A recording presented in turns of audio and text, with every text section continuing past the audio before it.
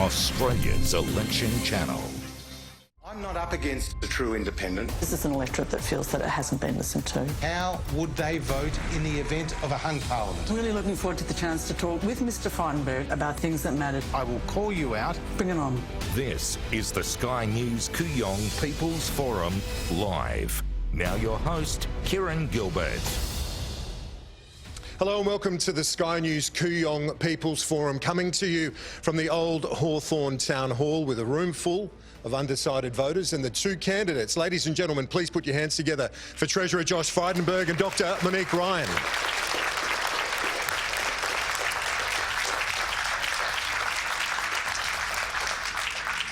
We're broadcasting from the Chandelier Room in the old Hawthorn Town Hall, now the Arts Centre. We've had a toss of the coin before coming to air. Monique Ryan, Dr Ryan, won the toss, and we'll kick off with the first minute, the opening remarks. Thank you. Thanks, Kieran. My name is Monique Ryan. I've been a member of the Kooyong community for 15 years. But like so many people in this community, I'm increasingly frustrated with this government's failure to take action on climate change and its failure to take action on integrity and transparency in government. And that's why I felt recently that I could no longer be complicit with those failures. And I had to stand up and take action, although, as I'm sure you can probably imagine, it's not easy to decide to stand for Parliament against the Treasurer of Scott Morrison's government. I'm a woman of science, I'm a Professor of Neurology, and I'm a Doctor of Medicine. My patients are children. My motivation for standing is their health and their future. As your member for Kooyong, I will act with integrity and honesty, and I will provide leadership and vision. I stand for action on climate change, immediate effective action towards a green, clean economy.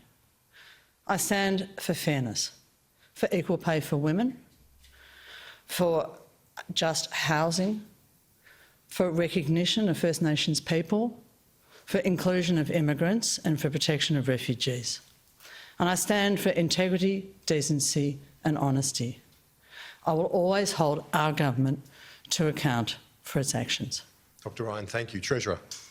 Well, thank you very much, Kieran, and thank you, Monique, for being here, and most importantly of all, thank you to the community for the opportunity to share some thoughts with you.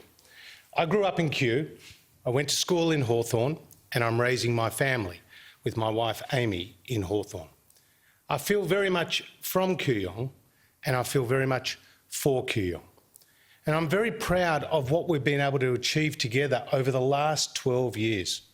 Investing in important local infrastructure projects, supporting local community charities, investing in our local environment like with the Yarra Riverkeeper, and of course, helping so many constituents on issues from the NDIS to immigration.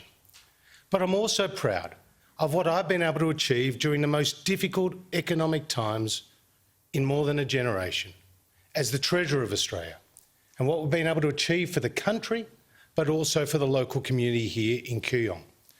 More than 60,000 Kooyong residents have received tax relief as a result of the measures of our government. More than 30,000 Kooyong residents have been supported by JobKeeper. And most recently, around 8,000 Kooyong pensioners have been able to get cost of living relief as a result of our measures. I look forward to continuing to work with you in the months ahead. Treasurer, thank you. We have our first question from Noel. Yes, good afternoon, Treasurer and Dr Ryan. I'm a long-time resident of Kew and my family for over 100 years. I have one question to both of you, please. Treasurer, you said in this document received yesterday, we will receive net zero emissions by 2050. Dr Ryan, in your brochure, Australia will not reach net zero emissions until 2094. This is a lie. Oh, sorry. So, your brochure, you will not reach net zero emissions until 2094. The Liberal government's documents are a lie. Who should I believe? Well, thank you, Kieran, and thank you so much for that question.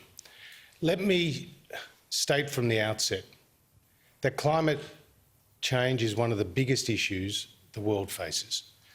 and I'm absolutely committed to practical, strong action on climate change and was a very public and strong advocate for our government's commitment to net zero emissions by 2050. Australia is 1.3% of the world's emissions, so it's a global challenge and we have to do our part. Now, we committed at the Paris Agreement to reduce our emissions by 26 to 28% by 2030 on what our emissions were in 2005. That was the benchmark. To date, our emissions are down by 20%, and we're on target to have our emissions down by 35% by 2030. In comparison, Canada's emissions are down by just 1%. New Zealand's emissions are down by just 4%, and the OECD average emissions are down by just 7%. We in Australia have seen $35 billion of renewable energy rolled out in just the last few years alone.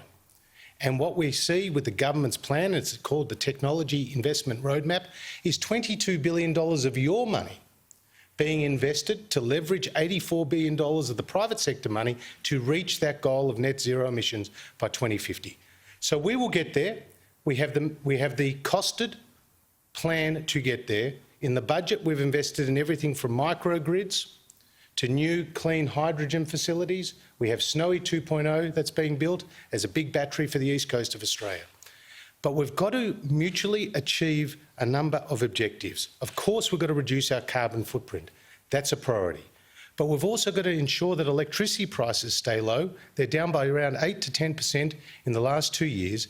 And we've also got to ensure that the grid remains reliable. So you will get to net zero by 2050? We will get there, but we've got to... It's not dead. It's that promise is not dead, as one of your colleagues said. It's a coalition commitment, and it's absolutely fundamental Dr. Ryan? for us.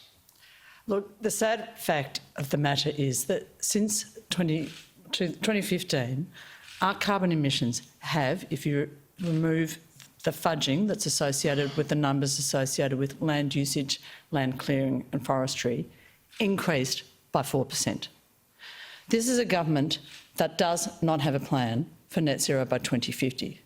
It has a plan for a plan. In the most recent budget, the amount of money allocated to amelioration of climate change decreased. Mr Frydenberg's budget did allocate $20 billion to Barnaby Joyce as a fudge for his agreement to net zero by 2050. That was $20 billion for roads and dams that were uncosted, for which there were no business cases. And even with that agreement, we have a situation where last week the National Party are telling us that there's wriggle room, or that net zero by 2050 is dead. This government does not have a real commitment to net zero by 2050 or for anything beyond that time. We have Robert now. I'd like to ask, I'm very nervous, so I'm very sorry about that. Thanks, That's all right. Thank you for doing it. It's something I feel passionate about, which is why I'm asking this question. And I ask it to both candidates, not just one. Looking at the policies, and that's all I'm interested in for both parties, it appears that electric vehicles, batteries, are very much part of any reduction. Every battery contains cobalt. 70% of the world's cobalt comes from the Democratic Republic of the Congo, where, while there are big Chinese mines there, that's one thing, unfortunately, due to the unprecedented demand for cobalt, little kiddies are being sent down what they call artisan mines. In fact, they're holes in the ground that adults can't get into. We could never happen in this country, and yet we are cheerfully. There's plenty of reports on this. I haven't heard one candidate speak about the cost to the children of the Congo about what is happening. We've gone back a century to the mines of England. And unless you can find it's not a matter of mining cobalt anywhere else. It's all a matter of exploiting a human resource. 6-year-old kiddies down mines? I don't know how we can live with ourselves. But that's Robin, it. Thank you. Appreciate it. Let's start with Dr. Ryan. Dr. Ryan, your response? Thanks, Robin. I actually am aware of those reports, and I agree with you that they're terribly distressing and not something that we can put up with In 2020, it's just appalling that is the state in the Democratic Republic of Congo. I actually have a new electric vehicles policy which I released last week, and one of the 3 parts of that was a commitment to supporting domestic production of batteries for electric vehicles. We are in an incredibly fortunate position. This is the only country in the world that has all of the rare minerals that are required for electric vehicle battery production. And by having onshore production of those, not only would we benefit from that economically, it would actually benefit us from a security point of view, because we don't want to be beholden to the $28 billion worth of petrol that we're currently importing from the US. We've seen what happens to petrol prices when we have things like the war in Ukraine. We need to be able to have onshore production of that sort of thing, not just for our economy, but also for our domestic security. The COO of Tesla is based in Sydney, and she has said it is crazy we're not making these things here. We can do that for our own benefit, and then we can get the exporting dollars from it. So how do we approach that problem in the DRC? We make them here. Treasurer. Well, thank you. Just a few weeks ago, I was in Western Australia, and I announced a $1.25 billion loan from the federal government for the first integrated critical minerals refinery in the Western world. And we're in agreement here. Australia has an enormous domestic resource of critical minerals. And here was the government using our balance sheet to ensure that the private sector could take those steps to refine those minerals, because they're useful for everything from a smartphone to a drone to a wind turbine to an electric vehicle. Now, we also have an electric vehicle strategy. It's called a $250 million future fuel strategy. We have committed to 400 charging stations that are now being rolled out across Australia in round 1, and more to come. We also have incentives with a higher threshold under the luxury car tax, which can be worth up to $3,000 cheaper for a low emissions vehicle. We also have used the Clean Energy Finance Corporation to roll out more than $1.5 billion to reduce emissions in our transport sector. So whether it's the CEFC, whether it's ARENA, whether it's the other systems we have, like the Future Fuel Strategy, we're absolutely committed to electric vehicles. Right now, they only make up about 2% of the vehicle fleet in Australia, but we're committed to it. But we've got to ensure that Australia capitalises on its natural advantage, and that's what we did with the announcement of over $1 billion just a few weeks ago. Dr Ryan, as a Teal independent, we've seen others as well, targeting moderate Liberals, the Treasurer, one of the more moderate Liberals in the government, potentially a future Prime Minister. Is this where your independent advocacy for climate should be going, and targeting the likes of the Treasurer, or should you target more Conservative members of the government who might be against the response that he's articulating today? Kieran, I don't agree that Mr Frydenberg is a moderate Liberal. In his own parliamentary party, he sits with Mr Morrison's faction of the centre-right. He doesn't sit with the notional moderates. We're defined by our actions, not by our words. Mr Frydenberg, in the 12 years that he has been our member for Kooyong, although Liberals have the ability to do this, has never crossed the floor on a matter of conscience. He's voted to keep refugees offshore. He's voted in favour of a religious discrimination bill which would have targeted the most vulnerable members of our society.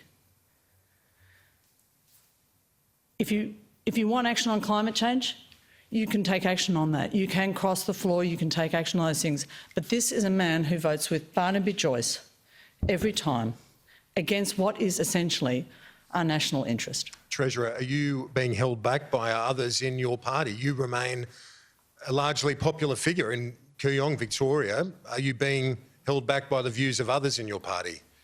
Well, I feel very privileged to be not only the member for Kooyong and the Treasurer, but also the Deputy Leader of the Liberal Party. And when I joined the Liberal Party, I did so because of its values. Its values supporting the power of the individual as opposed to the collective. Its belief in supporting enterprise and small business, and of course, encouraging and enhancing the family. That is why I joined the Liberal Party, It's why Liberal Party members have represented this seat for so many years since Federation. The point is, I am who I am.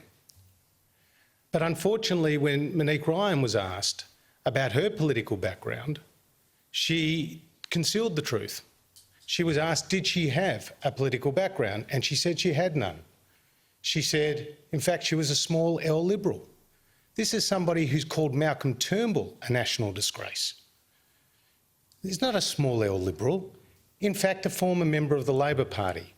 So I'm happy to take fair criticism about the Liberal Party's positions on certain policies, and not everyone in this room will agree with what the Liberal Party has done, particularly over the last 3 very difficult years. But I am who I am.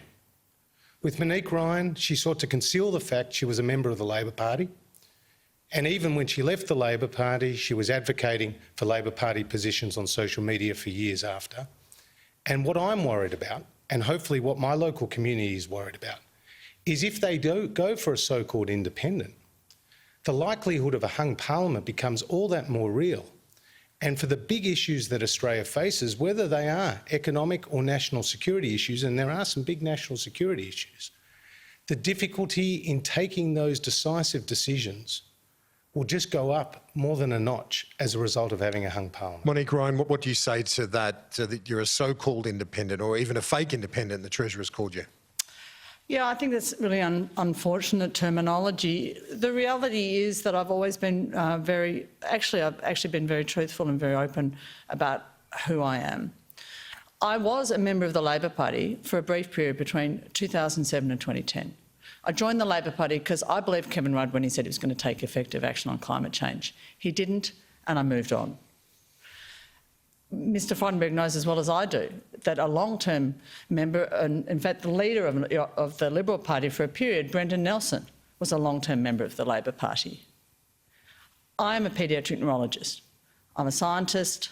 I'm a member of my community.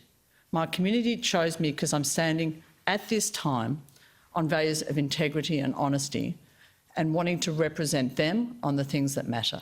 They know who I am and I know who I am.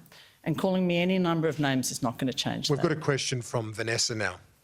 I look at you both and I see highly skilled professionals. Dr. Monique, very amazing doctor, and Josh, Treasurer of Australia. Isn't the country and the community better served if you both keep your current jobs? I'll vote for that. Look, as I said, I'm from my community, I'm for my community. Every single day I have woken up, I've asked myself, what more can I do for the people of Kooyong? What more can I do for the people of Australia? I know people in this room, and there's only a couple of masks in this whole room, have gone through a lot over the last few years, a lot. But now we're coming out of it. And we're coming out of it because Australians have come together. And our economic plan from the federal government is working. The fact that we have had a faster and stronger economic recovery than any other major advanced economy in the world is not luck. In the United States, there are 1.5 million fewer Americans in work today than at the start of COVID. Yet here in Australia, there are 400,000 more Australians who are in work today because of COVID. And for the 700,000 jobs that we saved with JobKeeper, each one of those is a mum or a dad, a son or a daughter, or a brother or a sister. So I don't see my job as Treasurer of Australia as about achieving headline economic numbers. I see my job as Treasurer of Australia as helping the people behind the numbers. And we want to continue to see that massive investment in the NDIS or in mental health or in women's safety or in our public hospitals or in our local schools or our local roads. But all of that comes back to what you are able to achieve with a strong economy. Because if you don't have a strong economy, you can't list every drug on the PBS. If you don't have a strong economy, you can't build all those roads that you need. If you don't have a strong economy, you can't lower taxes so that people can keep more of what they earn. OK, let's hear from Dr Ryan now. Well, I don't agree that we have a strong economy right now, and I'd really love to speak to that too. Sure. But the first thing I'd like to do is to answer your question. And the honest response is that I had a job that I loved and that I was very, very good at. And I was very sad to leave it. The reason why I left it is because I am a scientist. And I've looked at the IPCC, which tells us that this planet is heading towards unprecedented stresses. We're heading for a 1.5 degree Celsius increase in global temperatures and beyond. That is the existential threat for us right now. It's the threat for our children and our children's children. And Mr Frydenberg's government is being held to ransom by Barnaby Joyce and his ilk, and not taking effective action on what we have to do, which is action on climate change. And the Labor Party aren't doing it either. And so that's why you've got people like me who are stepping away from important jobs where we have had a valuable contribution and feeling that we have to put up our hand and do this. We have to make a difference. The reality is that we can. After this next election, people like myself may very well be in a position where we can make a difference, and that's why I'm doing this. And you said it's not a strong economy, but by comparison to most like nations around the world, we're doing very well through the pandemic, aren't we? No, Kieran, we're not. We've got a $1 trillion debt. The deficit is this year with the current budget is the largest in our lifetime. Inflation is rampant. We've just had a first interest rate rise in 10 years, and we know that there's more coming. The price of everything is going up, and in real terms, our wages are going down. Tell me how that is a successful economy, and tell me what the plan is for the next 3 to 6 years. But what can you do as an independent? As an independent? On that issue? I can hold the government to account for the waste in the spending that we've seen. If we just look at Mr Frydenberg's JobKeeper, $88 billion was spent. We needed a stimulus, no question asked. But $38 billion of the $88 billion went to companies that did not need it. That's not true. And they did not pay it back. It's completely not true. Firstly, 98 to 99% of the recipients of JobKeeper were small businesses or not-for-profits. And JobKeeper saved more than 700,000 jobs, and that was the independent assessment of the Governor of the Reserve Bank. And it's easy for Australians to forget what the world was like back in March and April 2020. Literally hundreds of thousands of our fellow Australians were lining up outside Centrelink having left their jobs. I met with small businesses here who were convinced their doors would remain closed permanently, and for many on the edge of retirement would lose their life savings.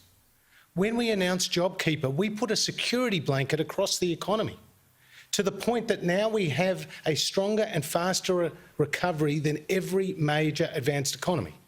Now, I'll be very happy to debate Monique every single day about the economy, because she referred to the fact that we have higher inflation, and so does the rest of the world. And if you looked at the statement from the Reserve Bank, they pointed to the main driver. That were their words. The main driver were international factors, and you even referred to it there in relation to Ukraine with the spike in fuel prices. That's why we provided, at a cost of $3 billion to the taxpayer, a halving of the fuel excise. And we've put in place a whole series of measures to support the economy. Now, one of the local constituents here contacted Monique Ryan's office to ask, what is your position on tax? And the response came back in writing, we have no tax policy. Now, that was from her campaign manager. So we've got a so-called independent who is asking for the public's voice and vote, who says on their billboards, strong economy, yet has no policy on tax, which is absolutely fundamental. And finally, on the issue of climate change, I'm all for reducing our carbon footprint. And I've explained we've got a technology investment map to do so. But when Monique Ryan says her target is 60%, and Neil Mitchell asked her the direct question, what is the cost of your plan? She responded word for word, that was unreasonable, an unreasonable question. It's not unreasonable to tell the local community what the cost of your plan is. Okay, well, let's get a response. Dr. Ryan? I'm very glad to see that Mr Frydenberg's been keeping such a close eye on my local footprint. As you'd expect me to. I think it's a mark of respect, Josh. When Neil Mitchell asked me about my costings for action on climate change, and I said, I can't answer that question, there's a simple reason for that. My policy is to support Zali Steggall's Climate Change Act. Now, that is not a legislation to take action on climate change. It is an act that provides a legislative framework that will hold the government to a 2050 net zero commitment. So there's not a costing associated with that. It's not that sort of a bill. It's a bill that will put that framework in place. What we do have is work from the University of Melbourne, which has shown us that to take Australia to net zero by 2050 will cost $86 billion.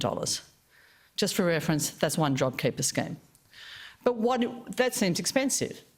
But the cost of not doing that, of the unmitigated climate emergencies and disasters that we would experience if we don't do that, is $2 trillion. What about the tax policy? So on tax policy, well, so tax reform is really important for this country. We certainly need it. When I go out in the streets of Kooyong, one of the three major concerns that young people tell me that they have is the fact that they cannot see how they're going to be able to afford a home in their lifetime. Yes, we need tax reform. And pensioners and older people are really struggling as well. They're in a really difficult position right now. It's very disappointing that neither of the major parties has brought any vision for tax reform for this country to this election. But it's not my job as an independent to come up with a fully fledged idea for tax reform for this country. What we don't want is band-aid payments given to us with a budget, but with an election, very, very looming. And what we don't want is short-term solutions like the low and middle income, the cuts to low and middle income tax earners who now don't know what's going to happen with them, with their taxes in the next 6 to 12 months. We've got a question from Carla. Just let's go to the voters and Treasurer, we can come back to your point, but we want to hear from Carla now. Sure. Thanks. Thank you. I'm just wondering what your policy, both of you, is on refugees. Many of the residents in Kooyong are refugees or descendants of refugees, including myself.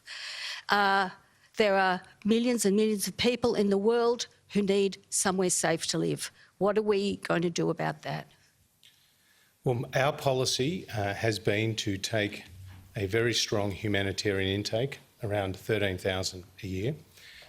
We have ensured that there's been a larger number on top of that for people coming out of Afghanistan. And now, because of the humanitarian challenge in the Ukraine, we've made allowances for people to come from Ukraine. At the same time, we've had a strong border protection policy.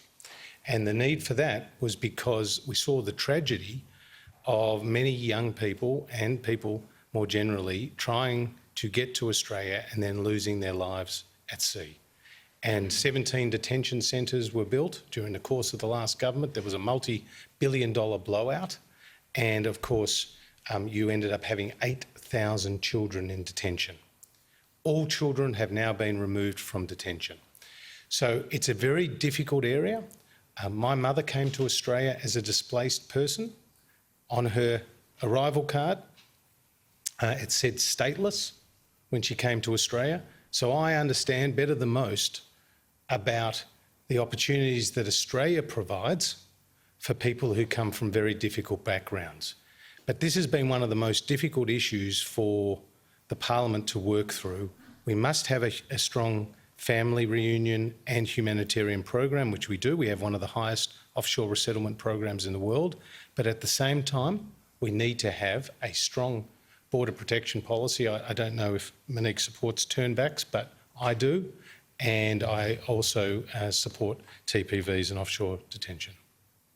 Dr. Ryan? This is a wealthy and generous country. We've always been generous people. And I think our attitude to refugees and asylum seekers in the last 10 or 15 years has been a shame to our country. I've already released a policy on this, which basically says that I would end, if I have the ability to influence things by being the member for Kooyong, for example, I would end offshore detention for refugees. We need to increase our refugee intake by at least 50%. that 1,300, 5,000 figure that Mr Frydenberg gave us is the lowest it's been in 20 years. We also need to end the temporary protection visa system because it's punitive, it involves unnecessary paperwork, and it's really cruel for people that they can be held in a limbo for 5, 6 or 7 years. People who come to this country should be treated with compassion. If we decide that they're not going to stay here, then we need to decide quickly and effectively and treat them humanely. We have a question from Adrian. Adrian, if you'd like to stand up for us, please. Yeah, sure thing. So it was brought up earlier about the prospect of a hung parliament, and no one's ever really been able to explain to me why that might be a bad thing. Well, I don't think Dr Ryan's going to argue, are you? Well, I'll put it to you, though. I mean, respond to Adrian's question as well, but this seat hasn't been held by Labor since Federation. Menzies held it, Peacock. That's been a Liberal seat. It has. So would you, under what circumstances would you back Labor? And then to Adrian's question, why is a hung parliament a bad thing? Well, look, I would argue that we've had a minority government for a long time and that the current Liberal government is a minority government to the Nationals and is being held to ransom by the National Party, and its policies are being driven to the right by the National Party. And that Mr Frydenberg, because he is a hostage both to Barnaby Joyce but also to his own political ambitions, has not felt himself to be in a position where he could act against the National Party. And I think that that has been to this country's detriment. If you look at what independents have achieved in the last 3 years, when we haven't had a hung parliament, the only bill that's been taken to Parliament on climate change was Ali Steggall's bill, independent. The only bill that's been taken to Parliament for an independent commission against corruption was Helen Haynes, independent. And the person who led the movement to stop the religious discrimination bill was Rebecca Sharkey, independent. So if independents like me are in a position where there is a hung parliament after the election, and we do have even more of a position to influence the government, I think that will be a positive thing. Under what circumstances would you back a Labor government?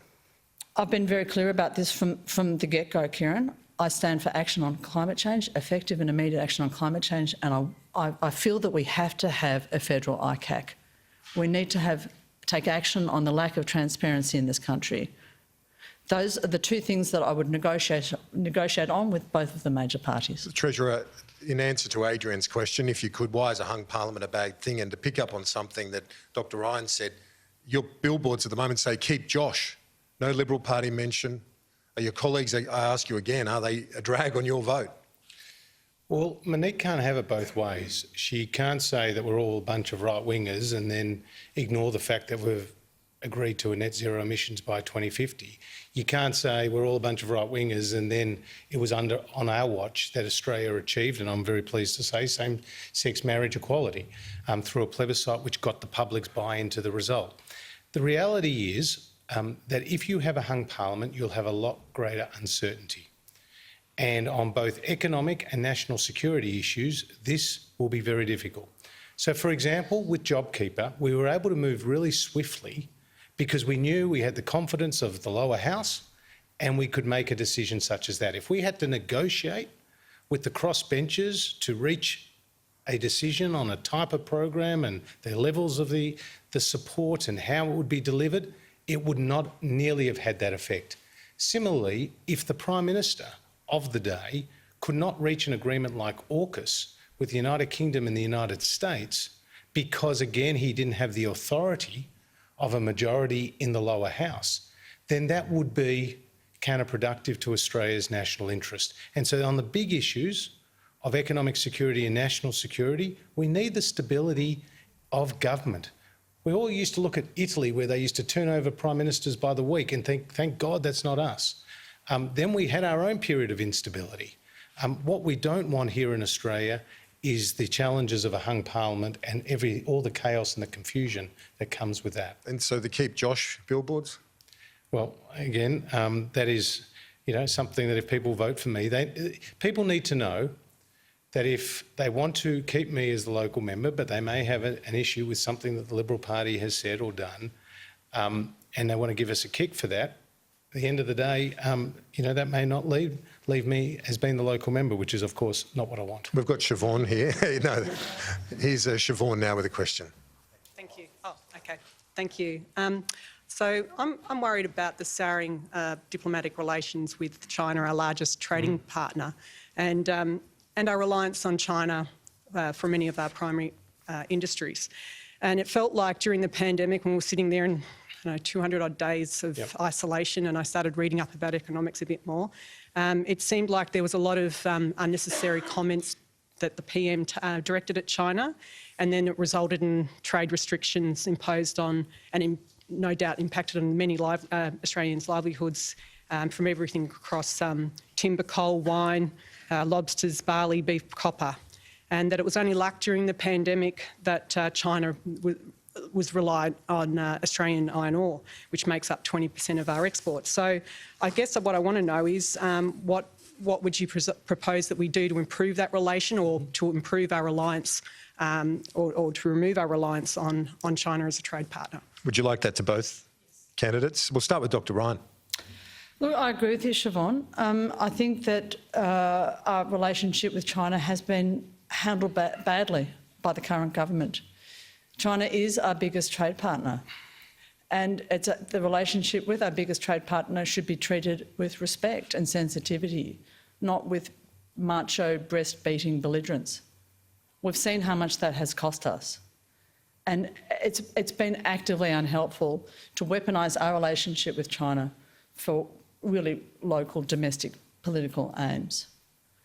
I also think that for the 11% of people of Kooyong who identify as Chinese Australian, that posture has been deeply unhelpful. A lady told me the other day at Camberwell Shopping Centre that she'd felt unsafe in this country for the first time in the last 6 months, having lived here for 40 years. Well, that brings shame on all of us. I do agree that we need to work on our domestic security by shoring up our onshore production of things like iron ore, and our local refinement of our own iron ore using green energy, renewables. It's actually going to be much, much helpful from an economic point of view, apart from anything else, but it will also help with domestic security. And I remind you that Chris Barry, who's a former head of security, said that the biggest threat to us at this point in time as a country, biggest security threat, is our inaction on climate change, and that includes our inaction on onshore manufacturing. Treasurer, your response to Siobhan? Well, I agree with Monique that we have a wonderful Australian Chinese community, and it's particularly vibrant here in Kooyong, and I have had a long and productive association with them. And it has been difficult for them. But they also understand the government's issue is not with the Australian Chinese community. The government's issue is with China's more assertive behaviour. Now, China under Xi Jinping has changed diplomatically, economically, politically and militarily. And the developments in the Solomon Islands should concern us just as those islands popping up out of the sea in the South China Sea.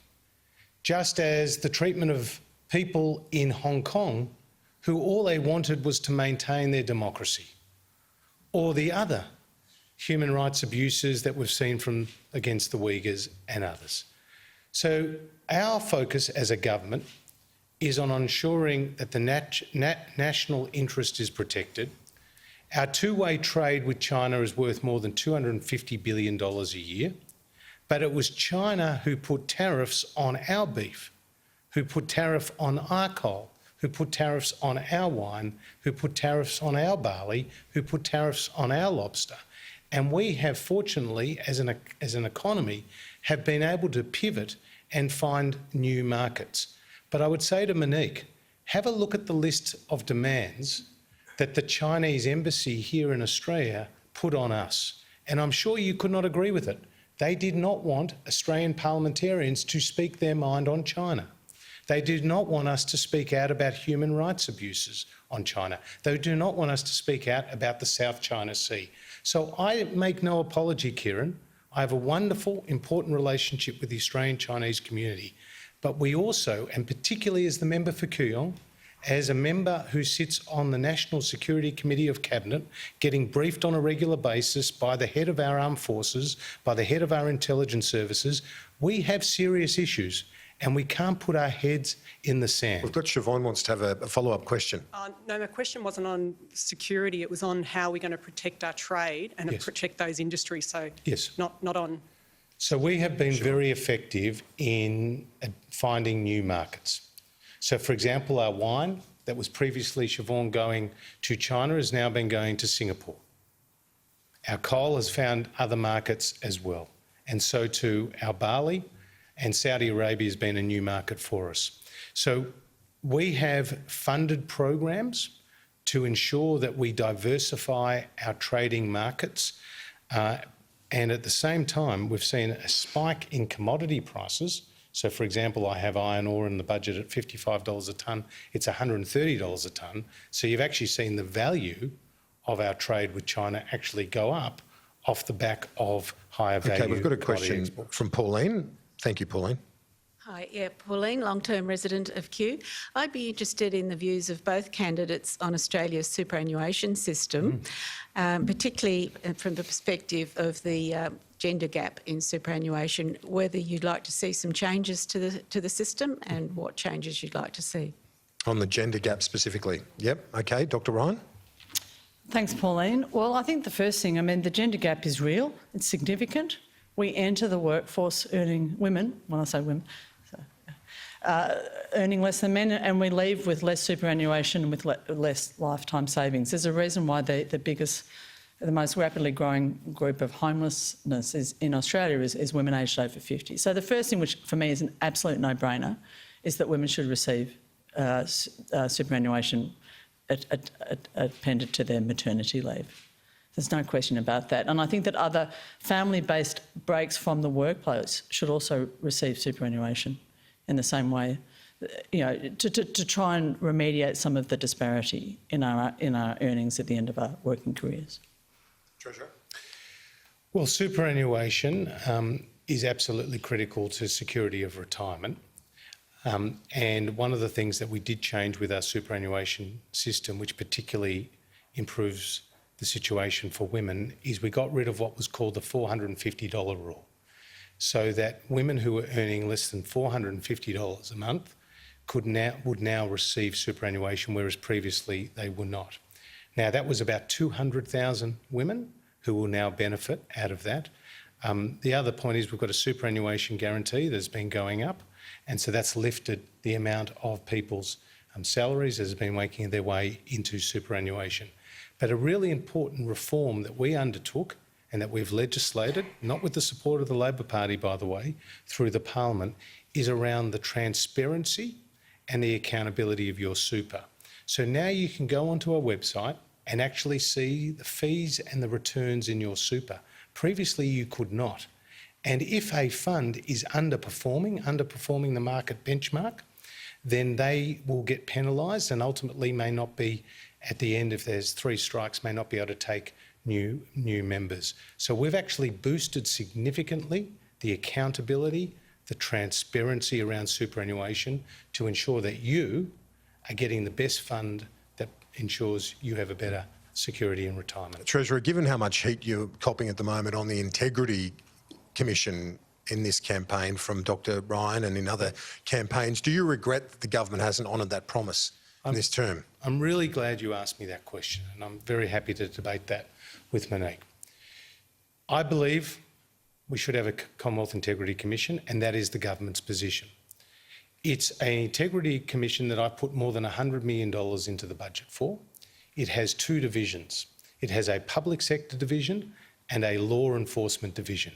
It has coercive powers, which are greater than a Royal Commission, and it has independent oversight, including from a Parliament committee as well as an Inspector General. That's our model. But where we differ from Helen Haynes's model is around public referrals, which is really important, and public hearings. And let me explain to you why. In the case of public referrals, if anybody, and we talk about weaponising things, if anybody in the public can send in an accusation against a politician, then that necessarily will be weaponised, probably quicker than you can say Jack Robinson. And so what we have said is that the referrals need to come from another integrity body like the AFP or like an ombudsman. Secondly, with respect to public hearings, in New South Wales, the Supreme Court had to delay 2 trials because what they considered were prejudicial public hearings that occurred through that ICAC process. And so it's really important that for politicians particularly, but others in the public arena and in the public role, that we're not presumed, we're not guilty until proven innocent. And that is ultimately what would happen with public hearings and public referrals. Now, the last thing I'd say is in Helen Haynes's bill, she says if you have a public hearing and then you're proven to be fine, then you will get a note saying you're publicly exonerated. Well, that will be cold comfort for a politician who's been hounded by their electorate and maybe in some cases forced to resign. It's cold comfort. And so in practice, Kieran, I'm all in for a Commonwealth Integrity Commission, but it has to be the right model and one that ensures it's the courts, because we all sign up to the judicial process. It's the courts who are the final arbiter of guilt. I want to get to Ron in a moment, but just your response to that. But specifically, you've made it clear your decision on who you support in government, if it is a hung parliament, will be based on climate and integrity. What parts of the Liberal approach do you like, if any, when it comes to climate and integrity? Well, the Liberal Party doesn't have a mature plan on action on climate at this point. It has a plan to have a plan. It hasn't told us how it plans to get to net zero. In fact, it told us last week, this government told us that it didn't. In terms of this plan for an ICAC, Mr Frydenberg tells us he's put $100 million into it. The amount that was allotted for an ICAC in the most recent budget was $0. So saying that there's some commitment to that is patently false. Mr Morrison told us earlier this week he doesn't believe that we need an ICAC. And I think the reason this government thinks that we don't need an ICAC is it knows what we will find. If we look at JobKeeper again, if we get back to JobKeeper, $88 billion. We were the only country in the developed world that had a stimulus scheme like that did not have transparency about where the money went. What I have found out is that Crown Casino, which had 15,000 employees, received $115 million in JobKeeper. But universities, which have 130,000 employees, none. Gina Rinehart's old school, St Hilda's in Perth, $4.8 million in JobKeeper. In Perth. Remember how much COVID Perth had? That's the first time COVID's been said in the last hour. Very little. And so while Gina Rinehart's school is getting $4.8 million in 2020, I'm leading a public hospital with an annual budget of $3.5 million to look after 45 staff and thousands of patients during an unprecedented pandemic. And let's face it, public hospitals have been doing it pretty hard. So what we need is transparency about the government spending and where they put our hard-earned at a time where we are really struggling from an economic point of view. Kieran, can I just say, Monique's entitled to have a different opinion of me on issues, but she can't misrepresent other people's views. What the Prime Minister was concerned about was the New South Wales ICAC model. And what I've actually spelt out to you is the difference that we have about public referrals and public hearings. In the issue of universities, we allocated $18 billion to underwrite the domestic enrolments for those universities. I put in successive budgets $2 billion for university research. When you talk about Victorian hospitals, we've lifted, since coming to government, the funding for Victorian hospitals by more than 60%. So please, you're entitled to your own opinions, but not your own facts. Dr Ryan, quickly, we've got to get to Ron now with this question. I think anyone who's had any experience of a Victorian public hospital, and Mr Frydenberg, you're the Treasurer for New South Wales, you weren't here. Oh. Anyone who's had experience of a Victorian public hospital in the last 2 years knows what it's like. Well, we have people dying in hospitals on ramps and people waiting years for elective surgery. Well, public hospitals need more help than they've received from this government. Well, Kieran, I'm not going to be insulted like that. My father's a surgeon. In fact, he was the surgeon here at Vimy House Hospital in Kew for more than 20 years. My sister's a paediatrician at the Royal Children's Hospital for more than 20 years. My uncle is a urologist who's been the chair of the Australian Urology Society. I'm not going to be insulted by that, saying I'm the Treasurer for New South Wales. I'm the member for Kooyong. I'm the Treasurer of Australia, and I have delivered economic support for Victoria, which is greater than any other state on a per capita basis. Here's Ron. Let's get a question. Hi, my name's Ron from Canterbury. I've lived most of my life in the electorate. My question to you both, but to Dr Ryan first, if I could please, is what's your policy on nuclear weapons? The acquisition and the necessary use of if we're to defend us. Thank you. Do you support the notion of acquiring them? We must have them if we're going to play on the world stage. Thank you, Ron. Thanks, Ron. Look, my understanding is that nuclear weapons have been legislated against by a federal parliament, and I have no problem with that law. We're not in the market for nuclear weapons. What we have said is nuclear powered submarines, because obviously that is a stealth capacity, that is a much more highly technical capacity. I do point out that Australia does have one civilian nuclear reactor. It's at Lucas Heights in New South Wales, and half of this room will benefit from nuclear medicines produced out of the Lucas Heights reactor. When I was the Minister for Resources, we had great trouble getting agreement within Australia to actually house low-level radioactive waste from that reactor. So we're not in the market either for nuclear power at the moment, and we're not in the market for nuclear weapons. So it has been a bit of a fiery campaign. There's a lot at stake. Dr Ryan running against the Treasurer of the Commonwealth and a rising star of the Liberal Party. You know, this is a near-death experience politically. It could be. It's very close. You've even quoted Dr Ryan's mother-in-law as a referee. What's going on there? Well, about a referee, I was just referencing a word-for-word conversation that I had with a very nice person who stopped me on the street in Hawthorn. And she did say that she was voting for me because I was a nice person and I knew what I was doing. I haven't subsequently spoken to her since, but then I've heard Monique Ryan said, now I'm going after her children. I couldn't be further from the truth, and it was quite ridiculous. That's not what I said. My mother-in-law did have a conversation with Mr Frydenberg. She's a long-term Liberal voter. I have no problem with that. She feels that she was misquoted by him and that his version of the conversation wasn't the version that she recalled. But regardless of that, at the start of this campaign, I took a pledge to not attack Mr Frydenberg in a personal way and not to involve his family in any way in this campaign. And I asked him to do that. He did not. My mother-in-law has been subjected to some harassing and distressing phone calls in recent days. She's found it really difficult, and I think that basically demonstrates the drama with bringing people's families into it.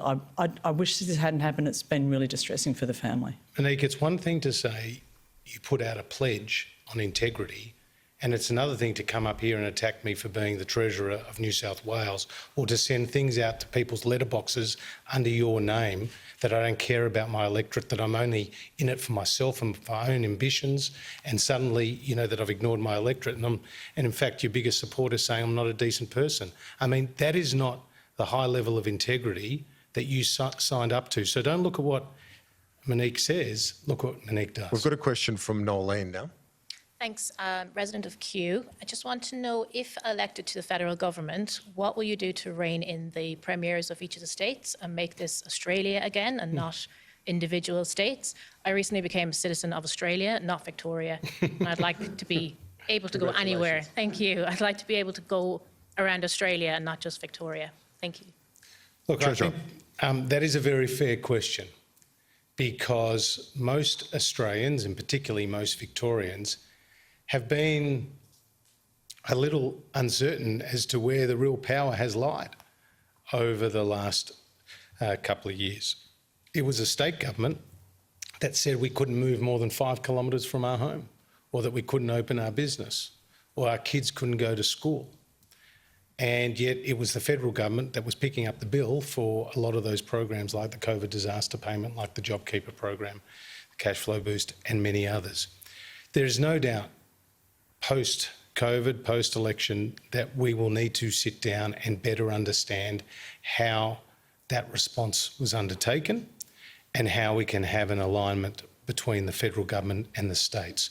But constitutionally, the cold hard reality is that the states do have primary response in terms of these pandemic powers. But for many Victorians, because we went through such a long lockdown, they have been asking the question, what more could the federal government have done? And the reality is, through National Cabinet, we tried to find as much of a common ground as we could, but it was really difficult because ultimately the states had a lot of the power. Dr. Ryan?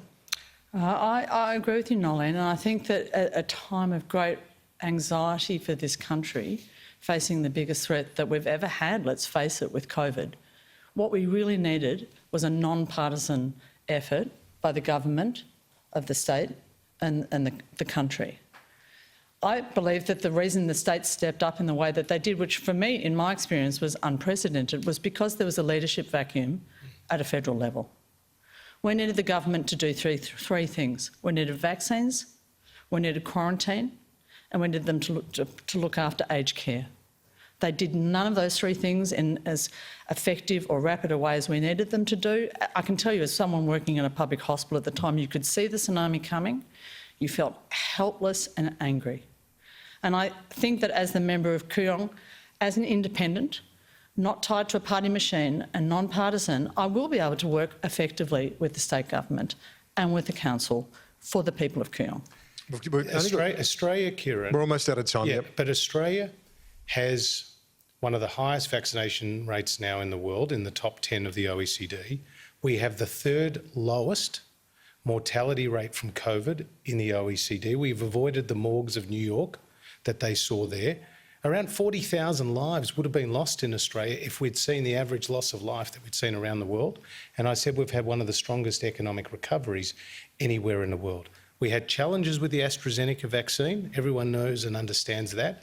But a decision that we've taken as a government is to partner with the Victorian government to establish an mRNA vaccine manufacturing facility here in Victoria. There was no rule book for COVID, but if you look at vaccination rates, mortality rates and unemployment rates, we've done pretty well. We have to hit our closing statements now. We're almost out of time. Dr. Ryan, you started. If you could start the closing and leave the final remarks, the Treasurer can make those. Thank you. Thanks, Kieran. Look, this is the most beautiful and lucky of countries, but we can do better. In not taking effective action on climate change, we are missing out on the greatest economic opportunity of our generation. The thousands of people from Kooyong who have spoken to me in the last few months have told me that they do want action on climate change. They want integrity and honesty in government. But most of all, they want a local member who will represent them. The legacy of Mr Frydenberg's government is going to be a toxic miasma of division, disappointment and debt. We need to do better. We need to be faster, fairer and more just.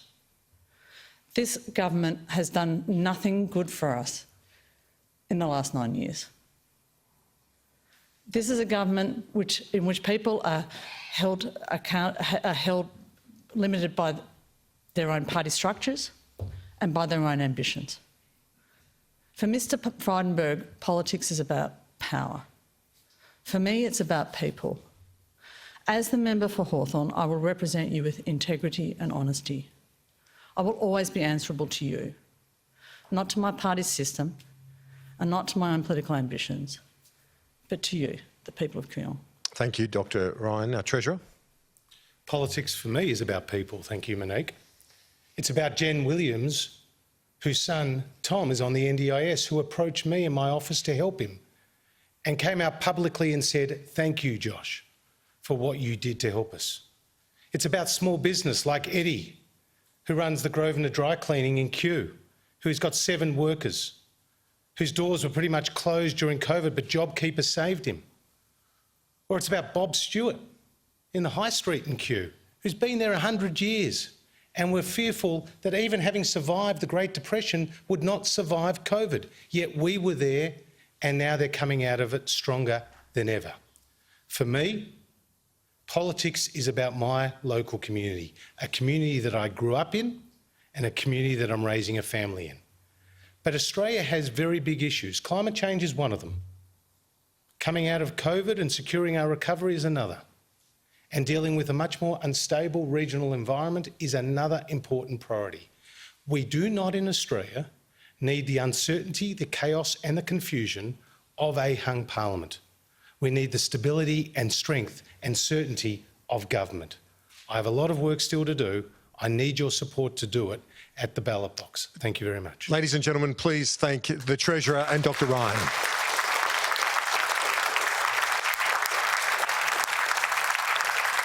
That was the latest in our series of debates with the fascinating